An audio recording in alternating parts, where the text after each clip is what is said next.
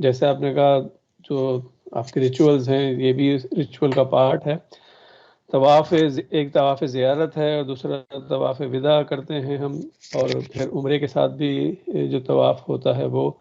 اور صحیح تو ذرا پلیز تھوڑا سا ایکسپلین کر دیں کہ صحیح اور طواف, کیونکہ بعض لوگ اس کہا جاتا ہے کہ بھئی صحیح ضروری نہیں ہے, طواف ضروری ہے, اور دونوں کا آپس میں کیا تعلق ہے, کس طرح سے. اور دوسرا سوال یہ ہے کہ جو طواف زیارہ ہے وہ نارملی بعض لوگ 10 ذی الحج کو کرنا ضروری کہتے ہیں, بعض لوگ کہتے ہیں کہ نہیں آپ 12-13 ذی الحج تک کر سکتے ہیں.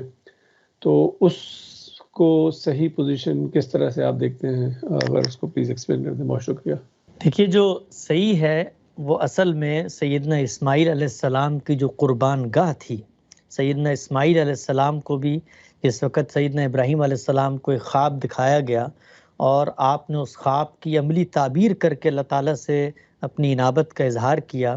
تو وہ جو مقام تھا جہاں پر ان کو لے کر گئے ہیں, اس مقام کی یاد میں بھی کہ مسلمان اس کو یاد رکھیں کہ خدا کے ایک پیغمبر نے کیسے اپنے فرزند کو خدا کی راہ میں قربان کرنے کے لیے آگے بڑھنے کا ایک شاہکار کارنامہ انجام دیا.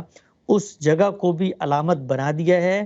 یہ قربان گاہ ہے جس کے ہم پھیرے لگاتے ہیں. جس طرح 7 پھیرے معبد کے قربانی کے جانور کو لے کر لگاتے تھے, جس جگہ پر خدا کے پیغمبر نے اپنے فرزند کو قربان کرنے کی بات کی, اس جگہ پر جا کر ہم اسی علامت کو زندہ کرتے ہوئے 7 پھیرے لگاتے ہیں.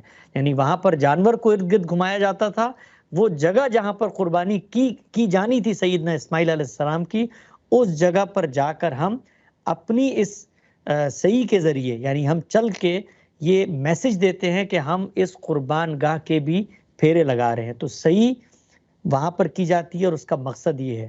کیا یہ لازم ہے؟ خود قرآن مجید نے بتا دیا ہے جس جگہ پر یہ چیز زیر بحث ہے, اور وہیں پر یہ بتایا ہے ومن تطوع خیرا فإن اللہ شاکر علیم, کہ ان لوگوں پر کوئی حرج کی بات نہیں ہے, کوئی تردد کی بات نہیں ہے. یہ ایک اچھا نیکی خیر کا کام ہے. کوئی صحیح کرنا چاہتا ہے, نفلی عبادت ہے, آپ جا کر صحیح کریں. عام حالات میں کرنا چاہتے ہیں, عام حالات میں بھی کریں. حج اور عمرے کے علاوہ بھی صحیح کی جا سکتی ہے, نفلی عبادت ہے, جس طرح حج اور عمرے کے علاوہ طواف کیا جا سکتا ہے. تو یہ تو ہو گئی ایک بات. جہاں تک اس کی بات ہے تو اس کے دن مقرر کر دیے گئے ہیں. جس وقت حج کا خاتمہ ہوگا اسی دن آپ نے طواف زیارہ طواف وداع ادا کرنا. یعنی ضمنی سوال یہ ہے کہ جب ہم جیسے طواف زیارہ یا طواف وداع کر رہے ہیں تو اس کے ساتھ یعنی صرف کلیریفائی کرنا ہے کہ جو صحیح ہے وہ اس کا لازمی پارٹ نہیں ہے, وہ ہم نہ بھی کریں تو کوئی حرج نہیں ہے. یقیناً جیسے آپ نے کہا نفلی عبادت ہے, تو بس یہ کلیئر کر دیجیے گا.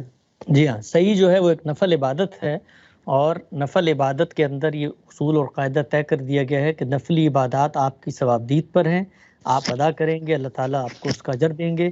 آپ اگر صحیح ادا نہیں کرتے تو اللہ تعالیٰ کی طرف سے کوئی مواخذہ نہیں ہوگا.